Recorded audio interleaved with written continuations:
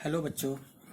तो हम आज बात करेंगे अपने नए टॉपिक क्लास 9th में मोशन चैप्टर के अंदर जो है डिस्टेंस और डिस्प्लेसमेंट। ये आपके क्लास के लिए बहुत ही इंपॉर्टेंट है और बहुत ही सिंपल भी है।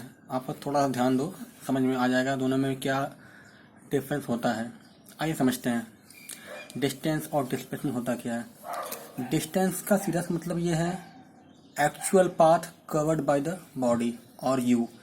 आपने कितना एक्चुअल पाथ कवर किया किसी एक प्लेस से दूसरे प्लेस तक जाने में, जितना भी आपने डिस्टेंस कवर किया, जितना भी आपने पाथ कवर किया, वही क्या कहलाएगा, आपका डिस्टेंस कहलाएगा। मीन्स आप क्या कह सकते हो इसको यहाँ पर एक्चुअल पाथ। दूसरी बात यहाँ पर, इसमें आपको डायरेक्शन से कोई मतलब नहीं है। तो आप यहाँ पर डायरेक्शन से कोई मतलब नहीं, बस आपको चलना है, एक पॉइंट से आपको अपने डेस्टिनेशन में पहुँचना है। तो डायरेक्शन से आपको कोई मतलब नहीं है बिल्कुल यहाँ पर। तीसरी बात, क्योंकि यहाँ डायरेक्शन नहीं है तो ये हो जाएगी कौन सी क्वांटिटी, स्केलर। स्केलर और वेक्टर क्या होता है, हम इसके बारे में भी बात करेंगे नेक्स्ट टॉपिक में।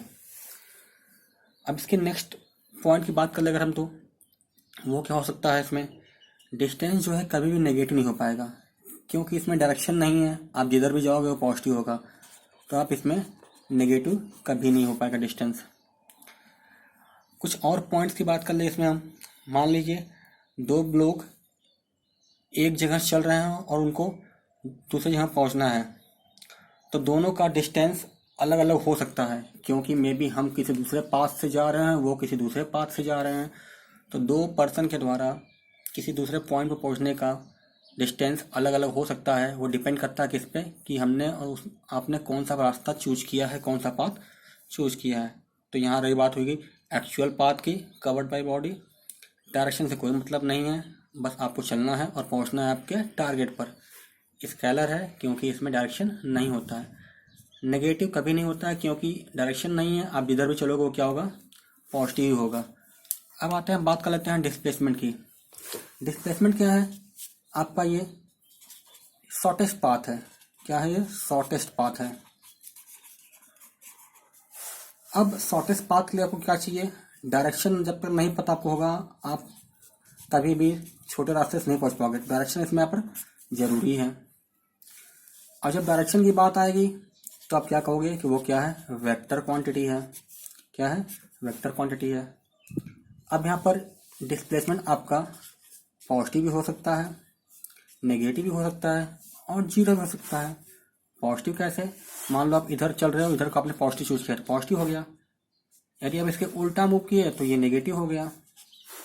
जीरो कैसे, आप घर से स्कूल गए, होम टू स्कूल गए, फिर वापस स्कूल से घर आए, सेम पाथ से, जितना प्लस में चले उतना माइनस चले, क्या आ गया, जीरो। लेकिन याद रहे आपने पाथ सेम चूज किया तभी जीरो आएगा। अब हम बात करते हैं एक छोटे से सिंपल क्वेश्चन से, समझने की कोशिश करते हैं डिस्टेंस और डिस्प्लेसमेंट क्या होगा। यहाँ ध्यान दीजिएगा फिगर में, मान लो ये आप हो और ये आपका स्कूल है। आपके पास दो रास्ते हैं स्कूल पहुंचने के, एक ये वाला डायरेक्ट वाला और दूसरा क्या है, आप पहले ए से बी पे जाओ, बी से सी जाओ, स्कूल पहुंच जाओगे आप। तो यदि कोई यहाँ बात करे वो डिस्टेंस की, तो क्या होगा, वो ए टू बी गया और प्लस बी से सी गया। तो यही उसका एक्चुअल लेंथ है, वो डेली इसी रास्ते से ट्रेवल कर रहा है। तो क्या हुआ, 4 + 3 = व्हाट, 7 किलोमीटर। ये 7 किलोमीटर क्या है उसका है, ये उसका डिस्टेंस है, एक्चुअल पाथ उसने कवर किया है। अब बात करते हैं हम डिस्प्लेसमेंट की।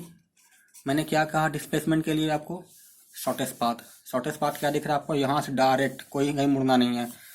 तो आप यदि पाइथागोरस थ्योरम लगाओ, परपेंडिकुलर 3 है, बेस 4 है, तो कितना आएगा, हाइपोटेनस 5 आएगा।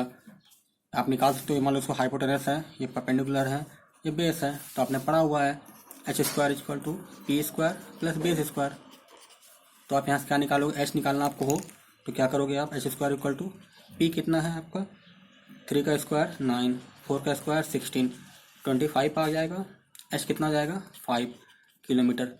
लेकिन यहाँ ध्यान देना आप एक बात की और, क्योंकि ये वेक्टर क्वांटिटी है तो यहाँ पर आप डायरेक्शन भी लिखोगे। अब डायरेक्शन आपको कैसे लिखना है, इसको आप ऐसे आगे ले जाओ यहाँ पर, तो ऐसे यहाँ ब्रेक कर दो उठा के, देखो ऐसे आगे ले गए, यहाँ ब्रेक कर दो, इसको उठा के सीधा ब्रेक कर दो यहाँ पर। तो आपने देखा होगा ये आपका नॉर्थ हो गया, मान लो ये साउथ मान लिया, और ये ईस्ट और ये वेस्ट मान लिया। तो ये लाइन किसके बीच में है? नॉर्थ और ईस्ट के बीच में है। तो आप क्या लिख दोगे? Towards north and east. I hope आपको समझ में आया होगा। कोई दिक्कत होती है आप मुझे कमेंट कर सकते हो। Thank you.